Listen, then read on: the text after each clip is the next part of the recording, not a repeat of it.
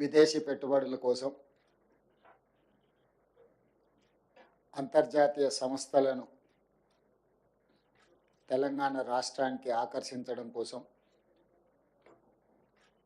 World economic forum దావోస్లో ఏర్పాటు చేసిన పర్యటనకు నేను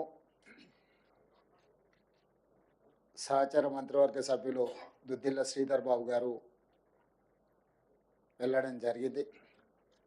వాటికి సంబంధించిన వివరాలు తెలంగాణ ప్రజలకు వివరించడానికి ఈ పత్రికా సమావేశాన్ని ఏర్పాటు చేసినాం. ఈ సమావేశంలో మిత్రులు శ్రీధర్ బాబు గారు, తుమ్మల నాగేశ్వరరావు గారు, జుపల్లి కృష్ణారావు గారు, సీతక్క గారు, పొంగులేటి శ్రీనివాసరెడ్డి గారు, రాజ్యసభ సభ్యులు అనిల్ కుమార్ యాదవ్ గారు, టీజీఐఐసి చైర్పర్సన్ గారు, శాసనసభ్యులు రాజ్యసభ సభ్యులు అనిల్ కుమార్ యాదవ్ గారు, వీళ్ళందరూ ఈ పత్రికా సమావేశంలో టీజీఐఐసి చైర్పర్సన్ తెలంగాణ రాష్ట్రంలో శాసనసభ్యులు రాజ్యసభ సభ్యులు Anil Kumar Yadav world economic forum నుంచి దాదాపుగా పత్రికా సమావేశంలో 1,80,000 కోట్ల రూపాయలు తెలంగాణ రాష్ట్రంలో పెట్టుబడులు పెట్టడానికి మన రాష్ట్ర ప్రభుత్వం ఆకర్షించింది. వరల్డ్ ఎకనామిక్ ఫోరం నుంచి తెలంగాణ రాష్ట్ర ప్రభుత్వం మీద 1,80,000 కోట్ల రూపాయలు తెలంగాణ రాష్ట్రం ఇక్కడ తెలంగాణ రాష్ట్రం ద్వారా వాళ్ళ వ్యాపార విస్తరణనే కాకుండా ఆకర్షించింది. వరల్డ్ ఎకనామిక్ ఫోరం తెలంగాణ రాష్ట్ర ప్రభుత్వం మీద 1,80,000 కోట్ల రూపాయలు తెలంగాణ రాష్ట్రం ఇక్కడ తెలంగాణ ఆయా సంస్థల యజమానులకు తెలంగాణ రాష్ట్ర ప్రభుత్వం తరఫున మనస్ఫూర్తిగా అభినందనలు తెలియజేస్తుంది. ప్రభుత్వం ఏర్పడి 14 నెలలు పూర్తిగా వస్తున్న సందర్భంలో మా ప్రభుత్వం సాధించిన విజయాలలో ఈ విజయం అత్యంత కీలకమైన విజయం.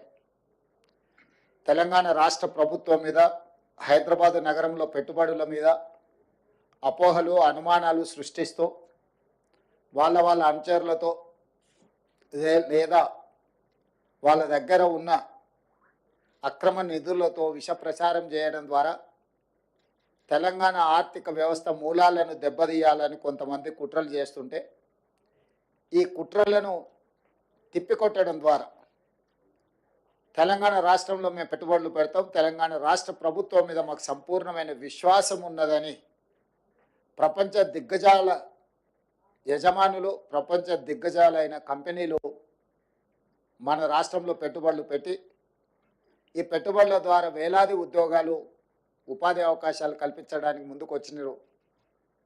కుట్రలను, కుతంత్రాలను అన్నిటిని కూడా పటాపంచలైన ఈరోజు మా ప్రభుత్వం మీద వారు వ్యక్తపరిచిన విశ్వాసం, నమ్మకం ఈనాటిది కాదు. ఆనాడు 2004 నుంచి 2014 వరకు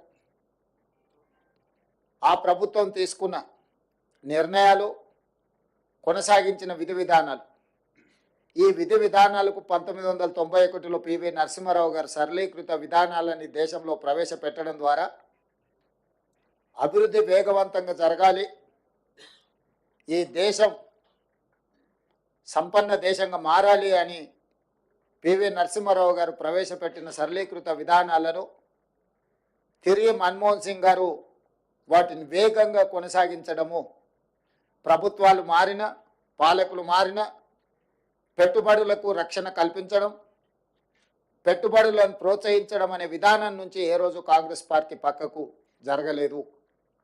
అందుకే 2004 నుంచి 2014 వరకు 10 సంవత్సరాలు ఈ దేశంలో సమూలమైన ఆర్థిక సరళీకృత విధానాలను అమలు చేయడం ద్వారా ప్రపంచానికి ఒక నమ్మకాన్ని, విశ్వాసాన్ని కలిగించిన బలమైన నాయకత్వం కాంగ్రెస్ నాయకత్వం. ఆ కాంగ్రెస్ నాయకత్వంలో ఏర్పడ్డ తెలంగాణ రాష్ట్ర ప్రభుత్వం పట్ల 13-14 నెలల్లోపునే సంపూర్ణమైన విశ్వాసం చూపించి 1,80,000 కోట్ల రూపాయలను తెలంగాణ రాష్ట్రంలో అంతర్జాతీయ స్థాయి సంస్థలు పెట్టుబడులు పెట్టడము ఇది నిరంతర ప్రక్రియ.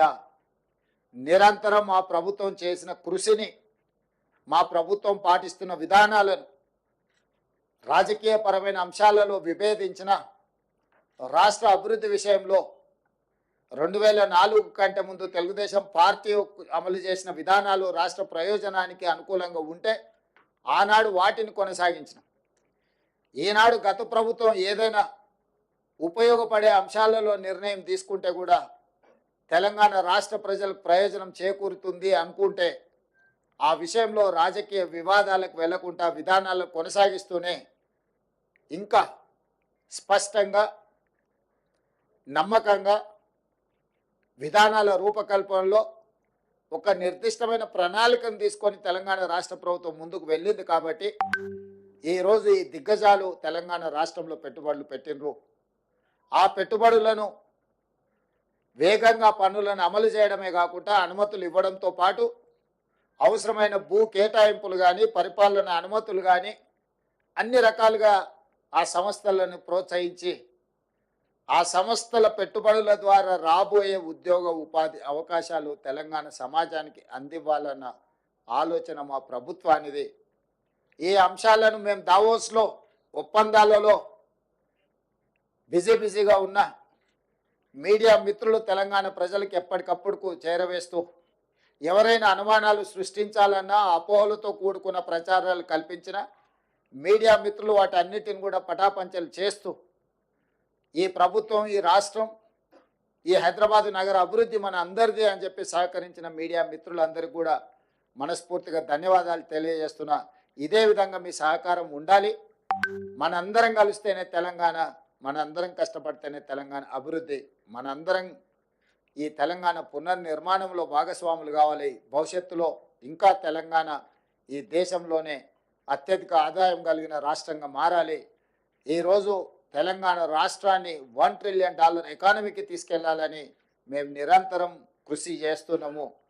ఈరోజు పర్ క్యాపిటల్ ఇన్కంలో దేశంలోనే తెలంగాణ రాష్ట్రం మొదటి స్థానంలో ఉన్నది. దీన్ని కొనసాగించి భవిష్యత్తులో ఇంకా పెట్టుబడులను తీసుకొచ్చి తెలంగాణ రాష్ట్రాన్ని అభివృద్ధి పదం వైపు నడిపిస్తామని చెప్పి మీ అందరికీ మనస్ఫూర్తిగా తెలియజేస్తూ వాటికి సంబంధించిన వివరాలు, ఒప్పందాలకు సంబంధించిన వివరాలు, అదేవిధంగా మిత్రుడు శ్రీధర్ బాబు గారు గుర్తు చేసినట్టు సింగపూర్ ప్రభుత్వంతో స్కిల్ డెవలప్మెంట్ విషయంలో ఒక ఒప్పందాన్ని చేసుకున్నాం. ఐటీఈ ఇన్ఫర్మేషన్ టెక్నాలజీ ఎడ్యుకేషన్కి సంబంధించి సింగపూర్లో 10th చదువుకున్న తర్వాత పిల్లలందరికీ కూడా సాంకేతిక నైపుణ్యాన్ని అందించడం ద్వారా ప్రపంచంతోనే పోటీ పడే నిష్ణాతులను సింగపూర్ సంస్థ తయారు చేస్తుంది.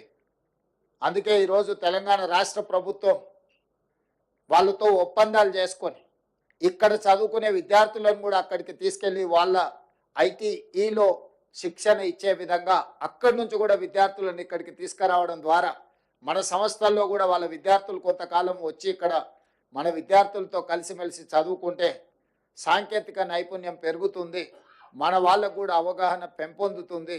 తద్వారా ఎంతో లక్షలాది మంది ఈ తెలంగాణ రాష్ట్రంలో సాంకేతిక నైపుణ్యం లేక నిరుద్యోగులుగా ఉన్నారో వాళ్ళందరికీ ఉద్యోగ ఉపాధి అవకాశాలు కల్పించడానికి సింగపూర్ రాష్ట్ర ప్రభుత్వ ఆధ్వర్యంలో నడుస్తున్న ఐటీతో కూడా తెలంగాణ రాష్ట్ర ప్రభుత్వం ఒప్పందాలు చేసుకోవడం జరిగింది. అందుకే ఆ ఒప్పందంలో తెలంగాణ రాష్ట్రం ప్రతిష్టాత్మకంగా భావించిన Young India Skills University vice ఛాన్సలర్తో పాటు ఉన్నతాధికారులు అందరూ కూడా ప్రత్యక్షంగా పాల్గొని ఒప్పందాలు చేసుకోవడం జరిగింది. సింగపూర్ రాష్ట్ర ప్రభుత్వానికి సంబంధించిన మంత్రులతో చర్చించడం, సాంకేతిక నైపుణ్యాన్ని ఇచ్చిపుచ్చుకోవడం ద్వారా మనము సింగపూర్ ప్రభుత్వం కలిసి పనిచేయాలని కూడా ఒక ఒప్పందానికి వచ్చినాం. అది భవిష్యత్తులో మన సాంకేతిక నైపుణ్యాన్ని వేగంగా పెంపొందించడానికి ఉపయోగపడుతుంది.